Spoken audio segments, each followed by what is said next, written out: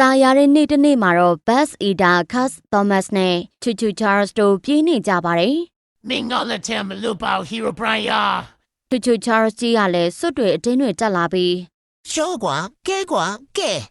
Buzz Ida မောင်းနေတဲ့ Hero Brian လည်းချွေးတွေပါပြန်လာတာပါ။ Choo Choo Charles ကြီးကလည်း Hero Brian မောင်းနေတဲ့ Buzz Ida ကြီးကိုလမ်းပေးရအောင်တိုက်ထုတ်နေပါတယ်။အနောက်က Skeleton လည်း လောက်ပါဆရာကြီးမြင်မြင်မောင်းစမ်းပါ ပိတ်မှန်ကတော့အတန်တော်မထက်တော့ပဲဖျားစာတွေပဲကြိတ်ရွတ်နေပါတယ်။ Skeleton ကတော့အာပြေးကြီးနဲ့အော်ဟစ်နေတုံးပါပဲ။ Ant-Man က ကဲငါလုံးလိုက်မယ်စိတ်မပူနဲ့တော့ ဒီနောက် Buzz Ida တို့ကနေရန်ကြီးတစ်ခုကိုဖောက်ထားတဲ့အပေါက်ကြီးတဲ့ကိုရုတ်တရက်ဝင်သွားပါတယ်။အဲ့ဒါကြောင့် Choo Choo Charles လည်းနေရန်နဲ့ဝင်ဆောင်ပြီးကြံခဲ့ပါလေရော ဟာမင်းတို့ကောင်တွေရတော့ကွာတိတ်မဲ့ရှင်းမယ်မတိတ်မရှင်းဖြစ်သွားမယ် ။ Choo Choo Charles ကနေရန်တွေပေါ်ကုတ်တက်သွားပါတယ်။ဒါပေမဲ့သူတို့သွားနေတဲ့နေရာကြီးက Poppy Plater နေရာဆိုတာဘယ်သူမှမသိပါဘူး။ Cass Thomas ကတော့ မီဟီဆုံတီးလည်းငါလိုက်မှာပဲကွာ ရုတ်တရက် Buzz Ida ရဲ့ရှေ့မှာ Choo Choo Charles ကြီးရောက်နေပြီးသူတို့ရဲ့နောက်မှာတော့ Cass Thomas ကြီးရောက်နေတာပါ။ Choo Choo Charles ကြီးက ဟာဟာဟာခုတော့ဘယ်ပြေးမလဲမိရွှေခဲပေါ့ကွာ Hero Brian လည်းကြံရမရဖြစ်သွားပါတယ်။ကြံတဲ့ကောင်တွေလည်းအတူတူပါပဲ။ဘာလို့ဘာကန်ရမှန်းတော့မသိဖြစ်နေတာပါ။ဒီနောက်မှာတော့ဆရာကြီးဝတ်သားက ကဲငါလှုပ်လိုက်မယ်အုံရှိတာအကုန်ပြုတ် အခုတော့ Buzz Ida အောင်မှာတွင်ကြီးတစ်ခုပေါ်လာပြီး Buzz Ida ကြီးပြုတ်ကျသွားပါတော့တယ်။ Choo Choo Charles နဲ့ Cass Thomas လည်းဘာလို့လောက်ရမှန်းမသိလိုင်းပြောက်သွားပါလေရော။ Buzz Ida တို့ကတော့ရုတ်တရက်အောက်ကိုကျွန်းကျလာပြီး Poppy Plater နေရာကိုရောက်လာပါတယ်။ Hero Brian တို့စွန်ပြီးတော့လည်းအပြင်ကိုထွက်လာတာပေါ့။ ဒီနေရာကစားကွင်းကြီးတစ်ခုနဲ့တူနေတယ်လို့ပဲနော် ဟုတ်ပါတယ်။သူတို့ရှေ့မှာတော့သူတို့နဲ့အတူတူကစားပေးမဲ့ prototype ကြီးရောက်နေပါပြီ။သူကခြေလက်အစုံနဲ့ Hero Brian တို့အဖွဲ့ကိုကစားတော့မှာပါ။ Poppy Playtime ကစားကွင်းကိုရောက်လာတဲ့ Step က Huggy Wuggy အယုတ်ပြာကြီးတစ်ခုကိုဘူးမသိပါမသိကန်ထုတ်လိုက်ပါတယ်။ဒါကိုမြင်တော့ prototype ကြီးက မင်းတို့ကငါ့ကိုရှင်လာစားနေရပဲ သူကတခုခုအချက်ပြလိုက်ပါတယ်။ prototype ရဲ့အချက်ပြမှုကြောင့် Catnap အကျန်းစာ version တွေကအသက်ဝင်လာပါတယ်။ပြီးတာနဲ့ Catnap နှကောင် prototype တစ်ကောင်စုစုပေါင်း3ကောင်က Hero Brian တို့ရှိတဲ့နေရာကိုခြိတက်လာပါတယ်။ Monster School အဖွဲ့သားတွေလည်းတော်တော်လေးကိုကြောက်နေကြတာပါ။ဒါပေမဲ့ဘသူနဲ့မှမတူတဲ့ Ant-Man ကြီးကတော့ တခုခုမလုံးနိုင်ငါတို့လှုပ်သွားလိမ့်မယ် ဝတ်သားကြီးကလည်းအဲ့ဒါကိုလက်ခံလိုက်ပါတယ်။ Catnap တို့ကတော့သူတို့တကောင်ကျင်းစားဖို့ထပ်လာပါပြီ။အပေါ်မှာတော့ Villager တချို့ကနှုတ်ဆက်ပါရဲကွာပပိုင်ဒီနောက် Ant-Man ကြီးရောက်လာပြီး ကဲတောက်ပြီးစမ်းတောင်းငါလူတွေ ဒီနောက် Ant-Man က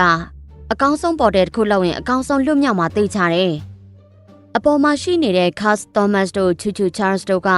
Ant-Man ကိုမြင်သွားပါလေရော။အဲ့ဒါကြောင့်နှစ်ကောင်သား Ant-Man ကိုပြေးတိုက်ကြပေမဲ့ Ant-Man ကပျောက်သွားတာမလို့အချင်းချင်းတိုက်မိကုန်ပြီးတတိလက်သွားပါလေရော။ဒီနောက် Playtime ကို Ant-Man ပြန်ရောက်လာပါတယ်။ Playtime မှာတော့ Pigman ကဓာတ်တလက်နဲ့ Catnap ကိုပြန်ချနေတာပါ။ဒါပေမဲ့ Catnap ကြီးကဓာတ်ကိုဝါစားလိုက်ပြီး Pigman ကိုတွန်းထုတ်လိုက်ပါလေရော။နောက်ထပ် Catnap ကြီးကလည်းစွန်ပြီးကိုတက်ခွထားပြီးလေပင်းကိုညှစ်နေတာပါ။ မီကိုစားပြမယ်အစိမ့်လိုက်ဝါစားပြမယ်ကွာ Hero Brian တို့တစ်ဖွဲ့လုံးကတော့ရေခဲရေနဲ့အပတ်ခံလိုက်ရသလိုတုံနေပါတယ်။ဒီနောက် prototype ကထိတ်ဆုံးဝတုံနေတဲ့ Hero Brian ကိုကောက်ယူလိုက်ပါတယ် ကဲအခုအမေရဲ့မျက်လုံးဖြူဖြူကြီးတွေကိုဖောက်ထုတ်ပြမယ် ။ဒါပေမဲ့ Ant-Man ကအကောင်းဆုံးပေါ်တဲ့ကိုစောက်လုပ်ပြီးသွားပါပြီ။ Ant-Man ကသူ့ရဲ့ teleport နဲ့ Hero Brian စွန်ပြီးနဲ့တခြားကောင်တွေအကုန်လုံးကို Buzz Ida ပေါ်တင်လိုက်ပါတယ်။ဒီနောက်သူ့လှုပ်ထားတဲ့ပေါ်တဲ့အပေါက်ထဲကနေဝင်သွားပါတော့တယ်။ ဟစ်ကောင်ရီအိုက်ကောင်တဲ့လူမပီးနဲ့လိုက်ကြဆန်ကွာ prototype နဲ့ Catnap နှကောင်လည်းပေါ်တဲ့အပေါက်ထဲကိုလိုက်ဝင်သွားကြပါတော့တယ်။အပေါ်မှာရှိနေတဲ့ Choo Choo Charles နဲ့ Cass Thomas တို့ကတော့ Playtime အောက်ကနေတက်လာမဲ့ Buzz Ida ကိုစောင့်နေကြတာပါ။ရုတ်တရက်ပေါ်တဲ့တကားပွင့်လာပါတယ်။အဲ့ဒီတကားထဲကနေ Buzz Ida ကထိတ်ဆုံးကထွက်လာတယ်။ပြီးတော့ Catnap Monster ကောင်ကြီးတွေလည်းနောက်ကလိုက်ထွက်လာပါတယ်။ Choo Choo Charles တို့လည်းပြေးတန်းလိုက်တန်းကစားနေတဲ့ Catnap ကိုတွေ့သွားပါတယ် ဟာဒီကောင်ဘာတွေဖြစ်နေရလဲတစီတန်းကြီးပဲ Buzz Ida နောက်လိုက်နေတဲ့ Catnap တကောင်ကတော့လိုက်ရတာပြင်းလာတာမလို့ဘေးနာတစ်ပင်တစ်ပင်ကိုဆွဲဖြုတ်လိုက်ပြီးလွှင့်ပစ်လိုက်ပါတယ်။အဲ့ဒီတစ်ပင်က Buzz Ida သွားမဲ့နေရာကိုပိတ်သွားတာပါ။ကားမောင်းနေတဲ့ Step လဲ ဟာဒုက္ခပဲကဲကွာကဲ Buzz Ida ရဲ့အောက်ကမြေတူးဆက်တစ်ခုထွက်လာပါတယ်။ Buzz Ida နောက်မှာတော့ Catnap နဲ့ prototype တို့က share တွေလိုက်နေတာပါမြေကောဆက်ကြီးထွက်လာတာမလို့ bus eater လည်းတစ်ပင်ကိုဝင်ကြုံပြီးထွက်ပြေးသွားပါတယ်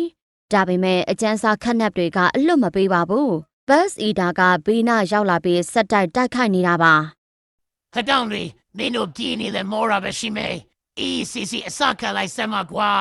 skeleton လည်းဒေါသအိုးတွေပါပောက်ကွဲလာပြီးတရေမြားတွေနဲ့ပြစ်ပါတော့တယ်။မြားနှစ်ချောင်းကတော့တဖြည်းဖြည်းချင်းလွင့်လာပါတယ်။ဒါပေမဲ့အဲ့ဒါကိုခက်နပ်ကစားပစ်လိုက်ပါတယ်။အဲ့ဒါတည်းမဟုတ်သေးပါဘူး။ခက်နပ်ရဲ့မျက်လုံးတွေကပါလေစာတွေထွက်လာပါသေးတယ်။ skeleton လည်းတခါတည်းကိုမဲတူးသွားတာပါ။အဲ့ဒီနောက် prototype ကြီးကစိတ်တအားရှိလာပြီး bus eater ကြီးကိုဆက်တိုက်ထုချေပါတော့တယ်။ step လည်းအကြံရသွားပြီး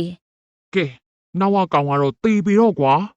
အခုတော့ bus eater နောက်မှာမီးတွေထွက်လာပါတယ်။ပြီးရနဲ့ bus eater ကြီးကအရှမ်းကိုမြန်တဲ့နှုံးနဲ့ထွက်ပြေးသွားတာမလို့ခက်နပ်တို့ prototype တို့ကြံခဲ့ပါတော့တယ်။ bus eater တို့ကအမြန်ဆုံးနည်းနဲ့ nitrogen စီးပြီးမောင်းပြေးသွားတာပါ ဟာဟာဟာငါတို့ဘယ်ကောင်မှီမာလဲကွာစုတောင်းလေစုတောင်းဟာဟာဟာ ။ဒါပေမဲ့စွန်ဘီက မြန်နဲ့လုံးမနေနဲ့ရှေ့မှာကြောက်ကြီးဟာမตายရလုတ်ပါအောင်ကွာ step လည်းကားရဲ့ brake ကိုအတကုံနင်းလိုက်တာပေါ့။နောက်ဆုံးမှာတော့ step တို့ရဲ့ကားကြီးကကြောက်တဲ့ပြုတ်ကျဖို့နည်းနည်းအလိုမှတင်ရက်သွားပါတယ် တော်သေးရဲ့ဟိရှေ့ဟိုသာတလက်မလောက်ရှောင်းအကုန်ရှောပဲ ။စွန်ဘီကတော့ ဟိုကောင်ကြီးတွေထက်လိုက်လာပြီဟာ ခက်နပ်နဲ့ prototype က bus eater ရဲ့ဘေးမှာရောက်လာပြီးဝိုင်းထားလိုက်ပါတယ် ဟာဟာဟာပဲဒီမာလေကောင်လေးတို့ရှေ့မှာကြောက်ပဲတဲ့နေမင်းတို့လေးရီတကောင်ချင်းတပ်ပြမယ်ကွာ ။ဒါပေမဲ့အဲ့ဒီအချိန်မှာပဲ bus eater ကိုလိုက်နေတဲ့ချူချူ Charles တို့အဖွဲ့ထက်ရောက်လာပြန်ပါတယ် bus eater ငါတို့ဟာကွာမင်းတို့နဲ့မဆိုင်ဘူးတို့တော့ အလူရကြည်လာကွာမရှာဘူးမရဘူး ။ Cast Thomas ကြီးကမျက်လုံးထက်လေစာတွေနဲ့စပစ်ပါတယ်။ဒါပေမဲ့ခက်နပ်ကြီးကလည်းမျက်လုံးထက်လေစာတွေနဲ့ပြန်ပစ်ပါတယ်။ချူချူ Charles အဖွဲ့နဲ့ခက်နပ်တို့အဖွဲ့ပွဲကျန်းနေတော့ bus eater Monster School တို့လည်းလှစ်ပြေးပါလေရော။ဒါပေမဲ့ခက်နပ်တကောင်ကသူတို့ရှေ့ကိုရောက်လာပြီး မင်းတို့ကလက်ပြေတော့မလို့လား Steve က ဒီကောင်တော့ဘုံနဲ့ရှင်းလိုက်တာကောင်းတယ် ဒီနောက်ကားရှိပုံတွေက TNT ဘုံတွေထွက်လာပြီးလမ်းပိတ်နေတဲ့ခက်နပ်ကြီးကိုထူးထည့်ပါတော့တယ်။အငွေ့တထောင်ထောင်နဲ့ခက်နပ်ကြီးပျောက်သွားပါလေရော။ ရှိတ်လိုက်ပါအောင်ဆရာကြီးဟီရိုပရိုင်းရေ ရုတ်တရက်မြေကြီးတွေတဖြည်းဖြည်းပွားပြီးကွဲလာပါတယ်။အဲ့ဒါကြီးက Hero Prime တို့ရဲ့ Bus Eater နောက်ပါရောက်လာပါတယ်။နောက်ဆုံးမှာတော့ Bus Eater လည်းလေပေါ်တွေပါပြန်ဝဲသွားပါတော့တယ် ဟျောင်းနေလူမနောမလုံးနဲ့ ။ချူချူ Charles ကြီးကတော့ Prototype ကြီးကိုကြောက်ထဲရအောင်တွန်းချဖြစ်နေတာပါ။ဒါပေမဲ့ခက်နပ်တကောင်ရောက်လာတာမလို့အချိန်တွေကပြောင်းပြန်ဖြစ်သွားပါတယ်။ ကဲချူချူချားစ်အခုရမေးလေဘယ်လီပါတနိုင်တယ်လေ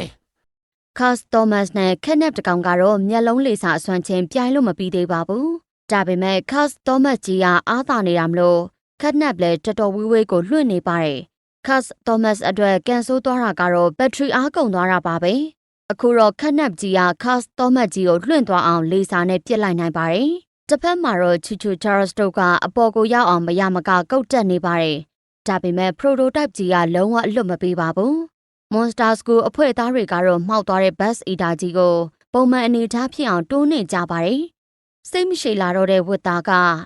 ကဲတော့ပြီမင်းတို့အကုန်ပေးပဲငါလှုပ်လိုက်မယ် ဆရာကြီးဝတ်သားကသူ့ရဲ့အကြံဆုံးစွမ်းအားတွေသုံးပစ်ပြီး Bus Eater ကိုပုံမှန်ပြန်ဖြစ်အောင်လှုပ်လိုက်ပါတော့တယ်။ဒီနောက် Bus Eater ပေါ်ပြန်ရောက်သွားတဲ့ Step လဲ ကဲရှော့ကွာ TNT ပုံးတွေကချီချူ Charles တို့ Prototype တို့နာပြုတ်ကျသွားပါတယ်။အခုတော့၃កောင်လုံးပုံးပေါက်ကွဲမှုကြောင့်ပြုတ်ကျကုန်ပြီးရှော့သွားပါတော့တယ်။အောက်ဘက်ကမီးချော်ရည်တွေကြားပျောက်ကွယ်သွားပါတော့တယ်။ဒါပေမဲ့ Cast Thomas ကြီးကတော့ဒါကိုလုံးဝမကြည့်နှက်ပါဘူး။သူကကလေးစားပြင်ချေအောင်မှာပါ။